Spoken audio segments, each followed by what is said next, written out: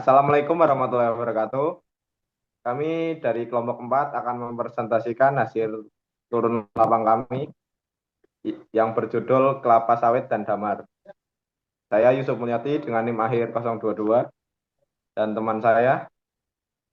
Saya Raditya Fitriana dengan NIM akhir 033. Saya Amelia Saya Junior Nurhalifa dengan NIM 034. Saya Junior Dwi Angelina dengan NIM 032. Septiana Dia Safira dengan NIM 027. Lagi yang pertama yaitu ada komoditas kelapa sawit. Kelapa sawit merupakan tanaman perkebunan yang sangat produktif, menghasilkan minyak nabati dan digunakan untuk berbagai kebutuhan seperti minyak goreng dan juga bahan bakar nabati. Tanaman ini tergolong dalam genus Elais dan ordo Araceaceae yang berasal dari Afrika tropis. Untuk morfologinya sendiri, kelapa sawit terdapat 4, yaitu batang, daun, bunga, dan buah. Batangnya sendiri berbentuk silindris dan daunnya memiliki pertulangan sejajar. Untuk bunganya sendiri terdapat bunga jantan dan juga betina yang terdapat dalam satu pohon namun terpisah, serta buahnya terdiri dari exokap, mesokap, endokap, dan juga kernel. Pada buah ini yang dimanfaatkan dan diolah untuk menjadi minyak dan olahan lainnya. Yang kemudian selanjutnya ada hama dan juga penyakit.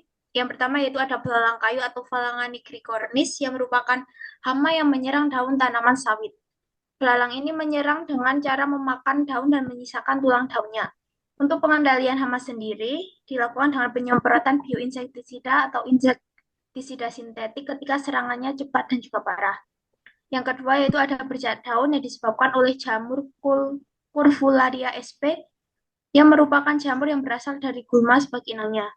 Pengendalian ini dilakukan dengan cara sanitasi kebun dan juga penyemprotan fungisida sintetik pada daun yang terserang dengan dosis yang tepat agar hasil pengendaliannya maksimal. Untuk yang kedua adalah pembibitan penanaman dan panen kelapa sawit. Pembibitan kelapa sawit sendiri dilakukan melalui 2 tahap, yaitu per-nesteri dan main nesteri, dengan tujuan menghasilkan bibit yang sehat dan siap tanam. Bibit kemudian dilakukan pemeliharaan. Untuk penanaman bibit dimulai dengan persiapan lahan dan lubang tanam. Kemudian menanam bibit dengan memastikan akarnya tidak rusak saat dilepas dari polybag. Dan menimbunnya dengan tanah yang sudah dicampur dengan pupuk kandang. Waktu tanam yang ideal adalah saat musim hujan untuk memastikan ketersediaan air yang cukup. Untuk panen dilakukan dengan mengidentifikasi tanda buah yang sudah matang, kemudian dipotong dan berondong, kemudian dikumpulkan dan diangkut ke tempat pengumpulan hasil. Selanjutnya ada tanaman damar. Jadi tanaman damar ini merupakan sejenis pohon penghasil getah yang termasuk dalam anggota tumbuhan runjong dan merupakan pohon asli Indonesia yang terkenal karena getahnya dan kualitas kayunya. Untuk morfologinya terdiri dari daun. Daun damar itu berbentuk lancet atau oval dengan ujung runcing dan permukaan daunnya mengkilap berwarna hijau tua. Kemudian untuk batangnya berbentuk lurus dengan diameter mencapai 1,5 meter. Kemudian kulit batangnya berwarna abu-abu dan bertekstur halus dan dapat mengelupas. Bunga damar memiliki kelamin terpisah antara betina dan jantan. Kemudian untuk buahnya itu berbentuk kerucut dengan panjang sekitar 5 sampai 10 dan berisi biji yang bersayap. Next. Kemudian OPT dan pengendaliannya.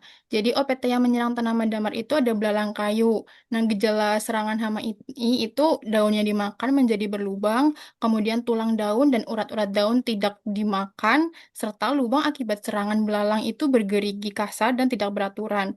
Untuk pengendalian serangan hama ini yaitu dengan sanitasi kebun, pemanfaatan musuh alami, penggunaan pestisida, dan perawatan lingkungan tumbuh. Nah, di sini selanjutnya ada cara pembibitan, penanaman, dan panen pada tanaman damar. Itu yang pertama, benih disiapkan dulu, lalu direndam, dan setelah itu ditanam di polybag sampai dipindahkan. Nah, setelah itu ada pembibitan. Nah, pembibitan sendiri ditanam dengan lahan yang jaraknya cukup supaya bisa tumbuh dengan optimal. Dan yang terakhir ada panen, yaitu proses panen dilakukan dengan cara menyadap batang pohon damar untuk diambil getahnya.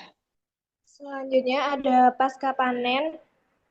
Di sini ada pasca panen kelapa sawit, yaitu dengan mengangkut hasil panen ke pabrik. Terus proses pasca panen terdiri dari kegiatan penyortiran, memisahkan buah yang kurang matang atau buah yang mengandung terlalu banyak air agar tidak merusak kualitas CPO, dan pemukulan buah kelapa sawit untuk memisahkan berondolan.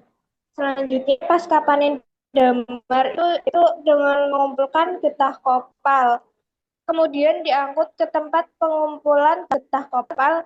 Terus getah kopal dibersihkan dari kulit pohon agar bersih. Terus getah kopal kemudian diolah oleh pihak perhutani dan perusahaan. Sekian dari kelompok kami. Jika ada salah kata, mohon maaf. Wassalamualaikum warahmatullahi wabarakatuh.